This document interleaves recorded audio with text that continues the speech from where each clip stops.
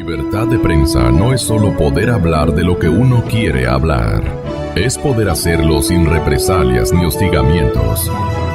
Distinguidos abogados muy conocidos en nuestro medio y que merecen toda nuestra confiabilidad ciudadana y de comunicadores. Pero, doctor Calero y Juan Carlos, la pregunta es, justo en presencia del exministro de Economía y Finanzas, el primero de la administración Correa, del paso por el poder de Alianza País, siempre esto hay que irle ubicando a la gente. El señor presidente de la República era un neófito en estas materias, era muy novato para estas prácticas de enlace con gente que le iba a beneficiar con créditos, que le ofrecían créditos y le ofrecían llave en mano, como usted quiera. Había una liberalidad declarada por la empresa de los señores Odebrecht en el Brasil. Y entonces me pregunto yo, si el Correa que incluso yo conocí tenía estas habilidades o conocimiento de que podía él impulsar una negociación o una contratación pública gigantesca de un calibre mayúsculo a lo que él había imaginado cuando era un analista de esta emisora y cuando era simple y llanamente un catedrático muy prestigioso de la Universidad San Francisco, un hombre bueno en determinado momento. ¿Quién le dañó a Correa? Es la interrogante. Doctor Calero. Es para mí. Bueno, gracias por la invitación, un saludo a los oyentes y un gusto conversar con... Y también la pregunta es para el calibre de usted también, doctor. Con tan distinguidos ciudadanos. Una primera aclaración al doctor Albarracín, me parece que está confundido con el contador Carlos Calero. Sí, soy colega suyo, mi nombre es Luis, por ahí hay un homónimo en cuanto a apellido. Me gustaría saber tanta contabilidad como sabe el señor contador Calero, pero lamentablemente no lo sé. Usted está en otra Yo especialización, creo que el señor Correa era inexperto y atolondrado cuando recién asumió las funciones de presidente de la República. Lo que haya ido aprendiendo en el camino es otro cantar. Pero inicialmente, mi punto de vista, inexperto y atolondrado. Y adoptó decisiones que obviamente no fueron las mejores. En el sector petrolero le pongo una que tomó rápidamente él, la adjudicación de un contrato directo, violando toda la normativa vigente a la compañía Ivanhoe para la explotación del campo Pungarayacu. Y que luego de unos cuantos años la compañía hizo muchos por el foro, pretendió vender sus acciones, presumiendo que existía alguna información que había obtenido. Por ejemplo, y adujo que se trataba realmente de algo extraordinario para el país, que iba a haber un vuelco total y absoluto en el sector petrolero con la contratación de esa compañía. Simplemente le hicieron una presentación en PowerPoint que me parece que le encantaba. Los asuntos tecnológicos, eran novelero además, le encantaban estas presentaciones, le hicieron una presentación bonita y ordenó que al día siguiente fuera una comisión a California a constatar una planta experimental que tenía esta compañía. Presentaron informes, existieron profesionales de petroproducción que dijeron que no era conveniente y simplemente se obvió las recomendaciones, los criterios técnicos y se contrató directamente con una compañía privada, aduciendo que disponía de una tecnología única, ¿sí? Y que era una de las causas por las cuales se podía realizar contratación directa dentro del reglamento de contrataciones de Petroecuador, sin percatarse que en el mundo existían 7 u 8 tipos de tecnologías para los mismos temas. Entonces le digo, el señor Correa inicialmente actuó de esa manera muy impulsivo, novelero, desconocía, porque entiendo que no administró ni la tienda de la esquina, claro, y administró la cosa pública. Sí se cumplió. Pero obviamente que sí. Entonces, miren, pero yo quisiera rescatar una parte de la exposición del doctor Albarracín. Y para que saliéndome de las particularidades del caso, por ejemplo, del ingeniero Mosquera, pudiéramos ir de la parte al todo y hacer un análisis un poquito más global, al margen de ciertas minucias, de ciertas particularizaciones. El doctor Albarracín decía que en una de las cuentas o una de las compañías no se le habían hecho transferencias única y exclusivamente por cuenta de Odebrecht. Eso es interesante. Mire usted, en el contexto, le voy a decir, en la década, yo digo de la regalada gana, es así de la regalada gana, en la década de la regalada gana, por ingresos petroleros, se movieron 125.000 millones de dólares. Ingresos petroleros producto de ¿qué? De exportación de crudo, exportación de derivados excedentarios que teníamos, más venta interna de derivados. 125.000 millones de dólares. De esos, el presupuesto de Petroecuador y Petroamazonas estuvo en alrededor de 34.000 millones de dólares. Entonces, aquí hablar de 33 millones de coimas solamente de Odebrecht es una parte dentro de esto que podría ser una práctica de corrupción, ¿no es cierto?, especialmente en los sectores estratégicos. Entonces, no podemos perdernos. Yo creo que los árboles no deben impedirnos ver el bosque. Esto del señor Mosquera apenas es un árbol. El bosque creo que es mucho más amplio, mucho más grande. Y creo que el análisis y los... Lamentablemente desconocido. Pero por supuesto. Y que podríamos caernos de espaldas los habitantes de este noble país que confió Así es. en un ciudadano presidente que parecía una maravilla, pues, ¿no? Y aquí habría que ir a interpelar y analizar la actuación de todos los entes de control. Lo hemos hecho siempre respecto, por ejemplo, de la Asamblea Nacional, lo hemos hecho respecto de la Contraloría, lo hemos hecho respecto de la Fiscalía y lo hemos hecho respecto desde el propio Poder Ejecutivo, que creó un ambiente Las propicio otras para... entidades como superintendencias que permitieron tanto desorden, ¿no? Y que unos pobres cuates que encontró la administración Correa y les nombró superintendentes. Así es, Gonzalo. Entonces no quisiera extenderme más para permitir que el doctor Juan Carlos Solínez intervenga en el Gracias, Gonzalo. Un saludo a toda la audiencia. A Fausto hay que saludar también. Y al panel, a Fausto en Guayaquil y al doctor Albarracín y al doctor Calero aquí en Quito. También mis disculpas, Gonzalo, porque tengo que, por un compromiso familiar, tengo que salir en breves momentos.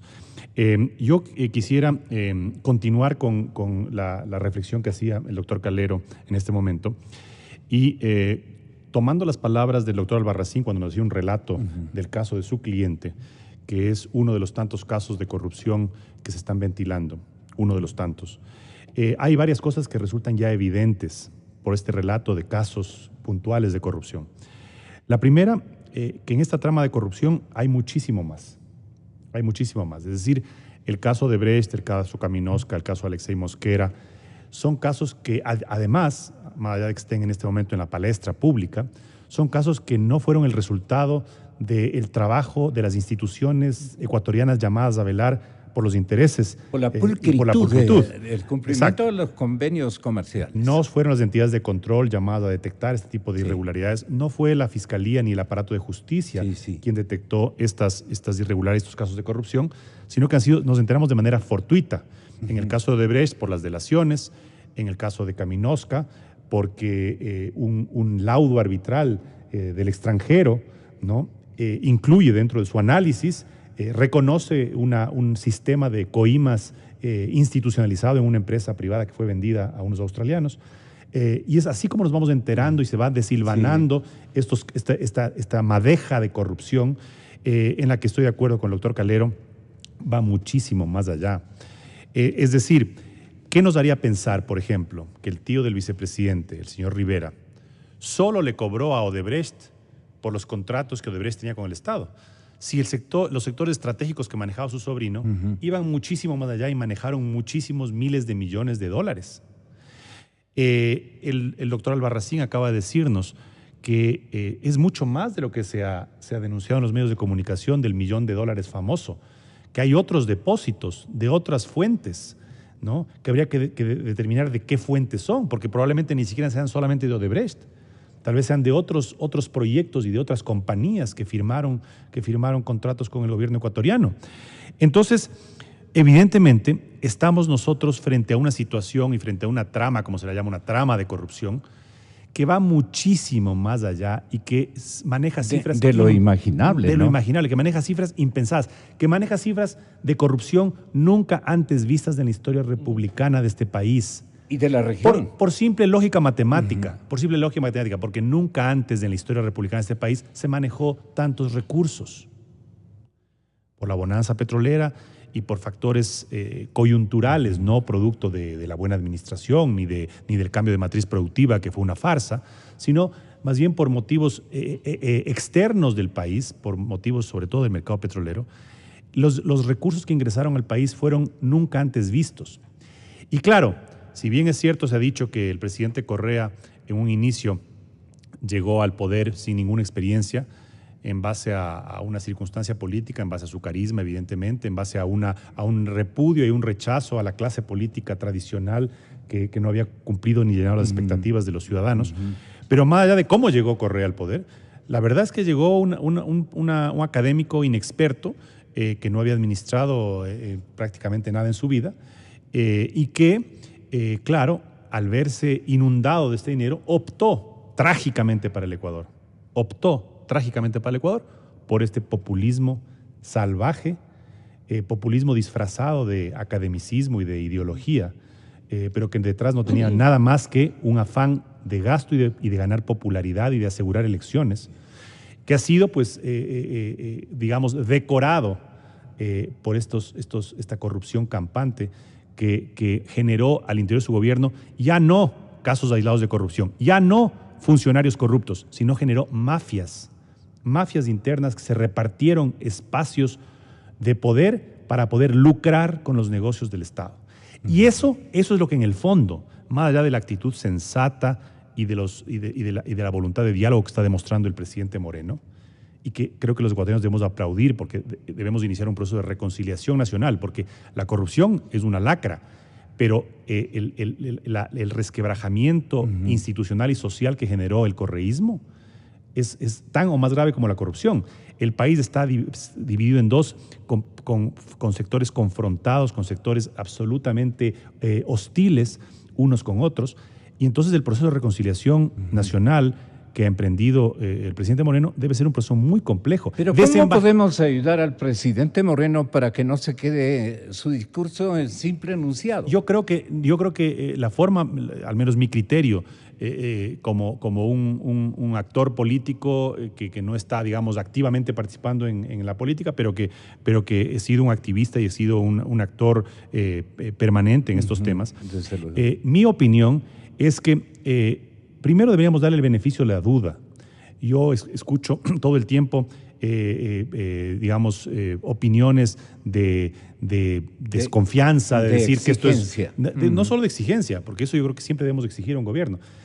Una actitud más bien de desconfianza, de decir que esto es un tongo, que esto es un sainete, que ha nombrado a la misma gente de Correa, que continúa gente nefasta en los cargos, que ha nombrado embajadores y ha premiado a gente que ha sido nefasta y que es parte de esta red de corrupción. ¿O es parte de una estratagema importante del presidente? Yo creo que debe ser parte. Yo creo que desembarazarse del señor Correa, con su perfil, con su caudillismo, con todos estos círculos, muchos de ellos mafiosos. Que le rodean. Desembarazarse, ¿no?, de una mafia es complicado. Debe ser muy complicado. Y entonces, si es que efectivamente hay una voluntad patriótica por parte del presidente Lenín Moreno de generar un cambio, de llamar un diálogo, de generar una reconciliación nacional, de combatir a la corrupción, creo que hay que darle espacio para que él vaya haciendo sus gestiones políticas y vaya, pues, consolidándose en el poder. Aquí tenemos, ya vemos ahí unos llamados destemplados de los correístas acérrimos desde la Asamblea, ¿no? Casi llamando a boicotear al gobierno de Lenín Moreno, de su propio coideario. Entonces yo creo que sí, debemos aplaudir la sensatez, debemos aplaudir las señales que está dando Lenín Moreno, no de olvidarnos que esas señales de sensatez es lo normal. Hoy día aplaudimos y agradecemos la sensatez, pero eso debería ser la regla. Lo que pasa es que estuvimos sometidos a 10 años de insensatez, a 10 años de atropello, a 10 años de abuso, de abuso en todo sentido, abuso en temas de corrupción, abuso en temas de ejercicio del poder, abuso en temas de irrespeto a las otras funciones del Estado. Entonces, claro, el recomponer la sociedad ecuatoriana, el recomponer la institucionalidad absolutamente destruida, el recomponer un sistema incluso de partidos políticos en donde pueda operar una oposición coherente, que en este momento no existe, ¿no? Y claro, la oposición sigue todavía embarcada en el tren de dar palo al correísmo y dar palo a Alianza País, no importa si es Moreno, no importa si es Correa, y no están haciendo una distinción muy necesaria, que es que el país necesita un periodo de reconciliación. Ya después de 100, 200 días, comenzaremos a exigir resultados. Ahora mismo, frente a esta trama de corrupción de la que hemos estado analizando ahora, exigimos ya resultados. El tema del vicepresidente yo creo que es un tema muy simbólico, ¿no? Que la justicia y que las instituciones operen, es todo lo que pedimos. No estamos aquí anticipando criterios ni juzgándolo. De acuerdo, un derecho constitucional y un derecho humano fundamental es presumir la inocencia de las personas hasta que no se demuestre lo contrario. Pero que las instituciones demuestren que están operando con imparcialidad, que están operando con profesionalidad y que no estemos simplemente tratando de seguir el hilo a los escándalos que se evidencian a nivel internacional. ¿Usted justifica la cámara lenta, por ejemplo, del segundo fiscal de esta época? Mire, yo frente al anterior fiscal y frente a la inacción del anterior fiscal, claro, la ahí lentitud, hubo total inercia. No, total. Aquí hay, en cambio, ritmo lento. Aquí hay un ritmo lento, pero constante. Ya. Entonces yo creo que también es parte del espacio que hay que darle a las nuevas autoridades para que desarrollen su función, para que reinstitucionalicen sus propias instituciones y para que comiencen a operar en contra de casos evidentes, pero sobre todo comiencen a investigar todo lo que no se sabe. Porque estamos hablando de 300.000 millones de dólares administrados en el periodo, poco más, poco menos, en el periodo de los 10 años de Correa. Y si vemos que solamente por el caso de Brecht han danzado los millones, si vemos que hay, digamos, por el caso de los Panama Papers, que también nos enteramos de todo este esquema y este engranaje de corrupción a través de las empresas en paraísos fiscales, entonces creo que ya deberíamos entrar a investigar todos los grandes contratos que, aunque no hayan sido con Odebrecht, ¿no? El doctor Calero citaba algunos, por ejemplo, el de Ivanhoe, y en el área petrolera, en el área de los grandes proyectos, de los megaproyectos que los llamaba, ¿no? No todos fueron construidos por Odebrecht. Y estoy seguro, convencido, es más, podría afirmar, sin que todavía existe ninguna evidencia, que ahí debe haber habido corrupción también. Porque era un secreto a voces, Gonzalo. Es que no estamos enterando ahora por las delaciones de Odebrecht. Era un secreto a voces las coimas y los porcentajes que se pedían de coimas. Y nos lo contaban constructores, nos lo contaban contratistas, nos lo contaban personas que estaban involucradas con el sector público. Había otras personas que no se involucraban justamente porque decían, yo con el gobierno, aunque esté forrado de dinero, no hago un solo contrato porque me repudia tener que entregar las coimas al nivel que se exigen. Y por eso es que se formaron estas mafias. Y estas mafias hay que identificarlas, los errores de buena fe. Hay que identificar esas mafias, ver quién se enriqueció y ojalá hacer que devuelvan el dinero. Hasta en el doctor Albarracín nos va a dar sentido a esta circunstancia. ¿Por qué al presidente Correa no le gustaba que le toquen el nombre de Alexei Mosquera, el que le hacía reír cada vez que se encontraban? Como conocemos en el ambiente judicial, no existe el crimen perfecto. Y aquí parece que les falló. Porque esta empresa formada, la Kleinfeld, en Andorra, estructurada justamente para repartir dinero, informa sobre este depósito de $1 milloncito de sucres nomás. De dólares, perdón, $1 millón. Si Kleinfeld informara de todos los valores que entregó en el mundo y en Latinoamérica, ordenada por Odebrecht, se sabrían muchas cosas y sabríamos quiénes son los participantes directos. Pero Kleinfeld solamente informa del $1 milloncito, que es una parte pequeñita en relación con la estructura económica que se manejó en sobornos. Entonces, por lógica, ¿qué tenía que decir pues el presidente de la República? Hay que tapar este huequito que comenzó a abrirse. Y trató de taparle este huequito que comenzó a abrirse. ¿Y? Pero no contaba con que una persona que iba a callarse y que según ellos estaba obligado a callarse, no cayó. Y dijo, sí, en el 2008 a mí me pidió el ingeniero Mosquera que abramos una empresa y pidió mi nombre en el 2008.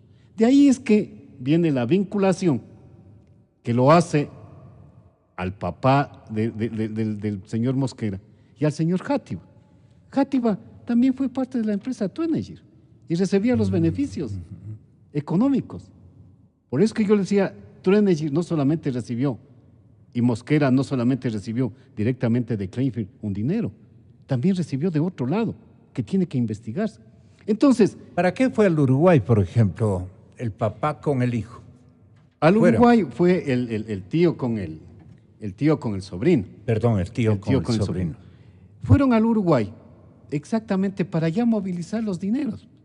¿No ve que en el 2008 se abre la empresa? Aquí en el Ecuador, ¿no? Aquí en el Ecuador le hacen firmar a Marcelo los documentos para abrir la empresa en Panamá. Sí, Marcelo nunca salió a Panamá ni a ningún otro lugar. Pero ya tenían que mover los dineros, que ya habían estado depositados en Andorra. Entonces ahí sí les lleva, vamos al Uruguay a firmar otros documentitos en Uruguay para movilizar el $1.000.000. ¿Sí? Y organizan esa empresa. Y organizan esa empresa. Pero lo que le reitero, licenciado, es que siempre la cuerda se rompe por la partecita más delgada. Entonces aquí se trató de romper y tapar. ¿Cómo que a los ecuatorianos nos van a contentar? Porque la investigación dice que ya van a ser juzgados ciertas personas por este $1.000.000. Y a lo mejor serán juzgados por los $13 millones. Pero todos ellos, todos estos valores, resultan como se ha expresado y como se tiene un criterio en la prensa, en el análisis académico, en el análisis de especialistas. Estos no son los valores reales. Aquí hay millonada de sobornos.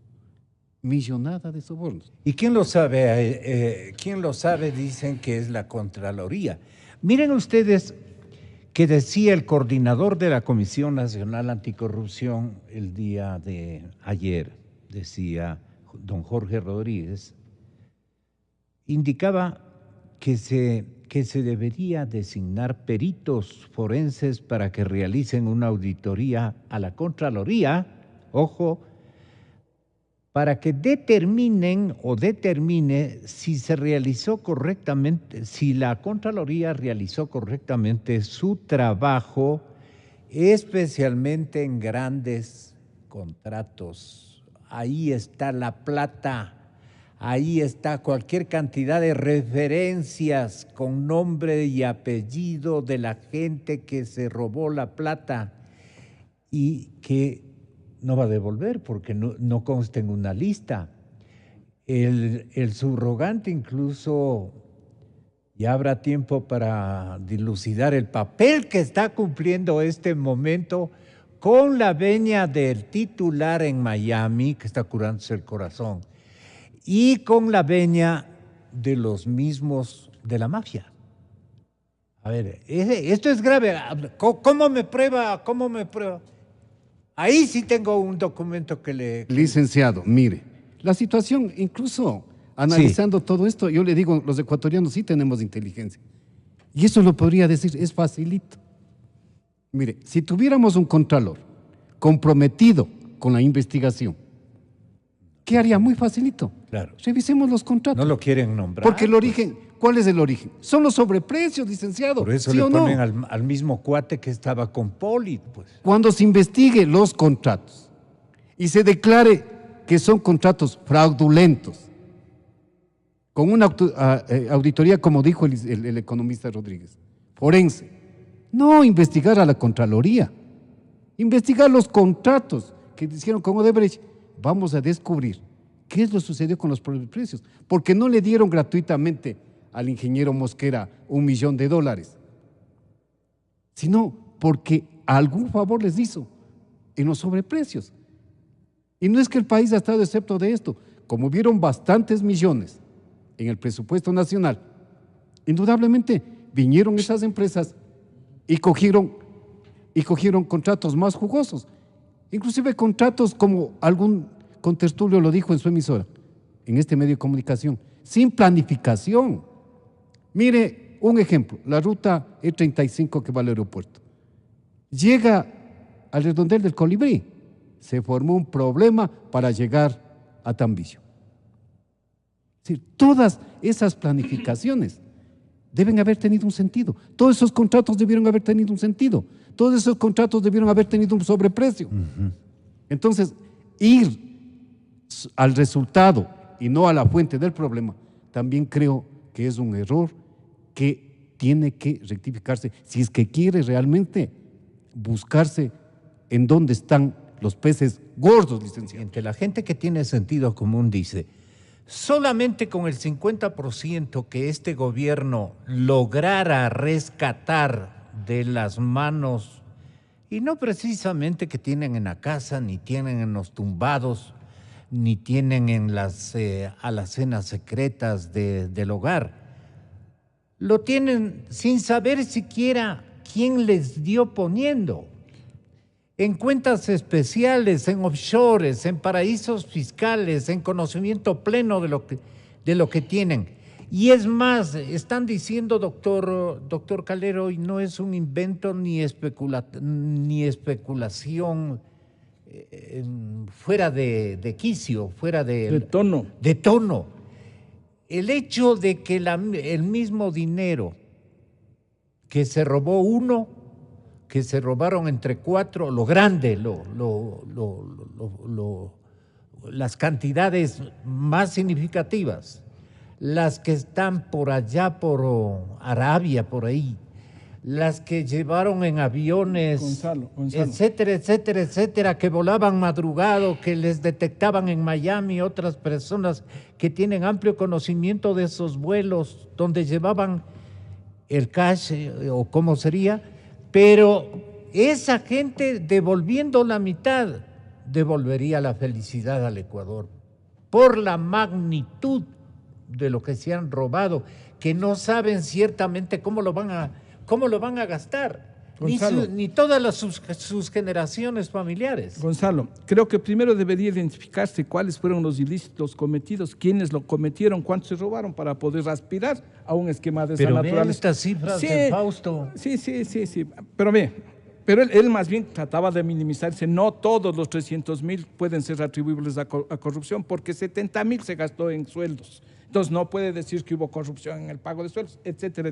Gonzalo, sí creo, discúlpeme porque ya mismo me corta usted mismo la intervención. Mire, sí creo que puede convocarse a una minga nacional anticorrupción. El gobierno debería comenzar por obligar al cumplimiento de la ley de transparencia y acceso a la información pública, y que de manera muy clara, no refundida, porque les refunden y uno tiene que hacer unos esfuerzos y tiene que saber de tecnología informática para ubicar un contrato, porque le tienen inclusive cifrado y uno tiene que adivinar para encontrar un contrato, que claramente se creó una página web en cada institución donde se cuelguen todos los contratos, punto número 1, ¿sí? Con los anexos, porque se cuelgan contratos sin los anexos, cuando hay contratos, con los anexos los contratos, punto número 1, para que la ciudadanía en una especie de acción pública pueda analizar los contratos y establecer los sobreprecios, por ejemplo, ¿sí? Contratos más todos los adendas y todo lo que fuere necesario. Punto número 1. Que las universidades, me acuerdo que había los institutos de investigación económica, etcétera, las universidades vinculadas con el pueblo. ¿Dónde están las universidades, carambas? Esas universidades deberían ahora ser parte de esta minga. Y finalmente, Gonzalo, en Democracia TV planteé hace algunas semanas una comparación, no le gusta al doctor Albarracín, pero creo que sería una fuente para poder determinar la actuación de la Contraloría. Una comparación entre los informes provisionales, preliminares, versus los informes finales.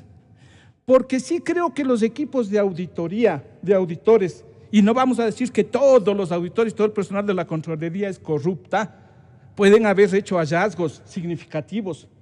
Y esos hallazgos luego son desvirtuados. ¿Y de qué manera fueron desvirtuados? Entonces, una comparación pero entre hay un batallón de auditores que quitarán pero bueno, de ahí. Entonces vamos con una minga nacional, digo, anticorrupción, que sería una propuesta mía. Gracias, doctor.